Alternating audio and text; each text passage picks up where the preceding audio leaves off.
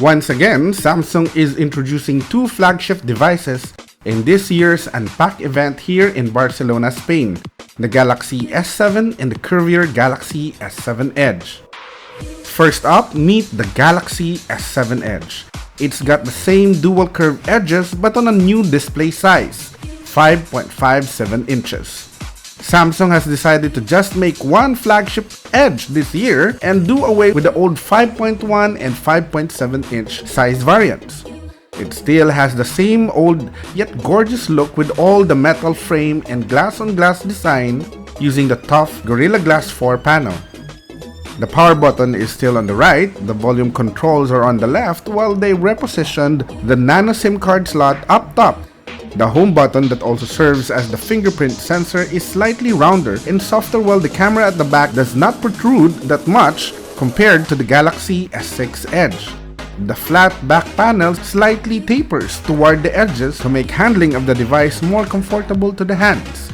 The 5.5-inch AMOLED display still has the same Quad HD resolution of 2560 by 1440 pixels. While Samsung might have stuck with the old design, what they've concentrated on was improving a lot of the shortcomings of the older Galaxy S6 Edge. First is they made it IP68 compliant, which means it is dust and water resistant for up to 1.5 meters and as long as 30 minutes. It's a feature they introduced in the Galaxy S5 but neglected to include in the Galaxy S6 Edge. Now you can take your S7 Edge out for a swim or under heavy rain without worrying. Second, a hybrid dual SIM card slot with one of the SIM tray capable of supporting a micro SD card of up to 200 gigabytes. This is perhaps the reason why they are only making 32 gigs and 64 gig storage variants.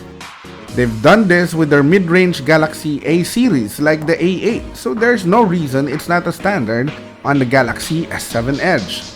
Third, bigger battery. The Galaxy S7 Edge now has 3600 milliamps of internal battery, which means longer operating time. Fast charging is standard as well as fast wireless charging. There's no USB Type-C port here though, just the standard micro USB 2.0 port. Fourth, better camera. The camera on the Galaxy S6 Edge was already good, but Samsung managed to make it a little bit better with the Galaxy S7 Edge. There's a new 12 megapixel rear camera with a maximum aperture of f1.7 and an optical image stabilization. That means better low light performance and better video quality even in dark environments. Samsung uses a dual pixel sensor that's similar to the technology found on the Canon 70D. Focus time is down to just 0.02 seconds. The megapixel count might have been reduced from 16 to 12 this time, but that's mainly the result of the shift to dual pixels. The main camera can still record up to 4K videos. The front camera was also improved with a 5 megapixel sensor and the same f1.7 aperture. And lastly, it's got better hardware.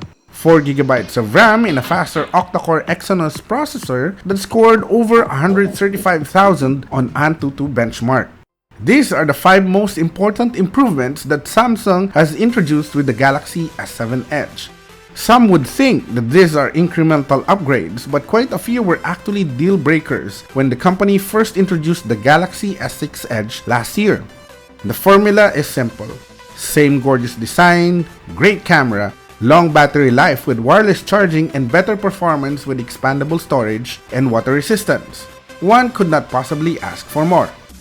Samsung is set to release the Galaxy S7 Edge by March 19 with a suggested retail price of $39,990 with color availability of black and gold.